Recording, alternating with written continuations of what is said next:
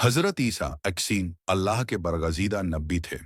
आपका जन्म भी एक महान चमत्कार था, क्योंकि आप बिना पिता के पैदा हुए। अल्लाह ताला ने आपकी वालिदा हजरत मरियम अलैहिस्सलाम को पाक और बरगजीदा बनाया और आपको दुनिया के लिए एक निशानी के तौर पर भेजा।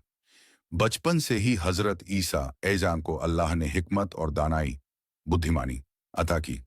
आप लोगों को तौहीद की दावत देते और फरमाते, ऐ बनी इसराइल, अल्लाह की इबादत करो जो मेरा और तुम्हारा रब है। अल्लाह ताला ने आपको बहुत से चमत्कार अता की। आप मृतकों को अल्लाह के हुक्म से जिंदा कर देते, अंधों को रोशनी अता कर देते, कोढ़ियों को शिफा दे देते और मिट्टी से परिंदा बनाकर उसमें फूंक मारते तो अल्लाह के हुक्म से वह जिंदा परिंदा बन जाता। हजरत ईसा ऐसा हमेशा आजदी और अल्लाह पर भरोसा करने की शिक्षा देते। आपने फरमाया, मेरा काम यही है कि मैं अल्लाह का बंदा हूं, उसी ने मुझे किताब दी है और मुझे नबी बनाया है। यहूदी आलिम और हाकिम आपके दुश्मन हो गए, क्योंकि आप उनकी गलत रस्मों को तोड़ते और हक की बात कहते थे। उन्होंने साजिश की कि आपको कत्ल कर दिया जाए, मगर अल्लाह ताला ने अपने नबी को बचा लिया।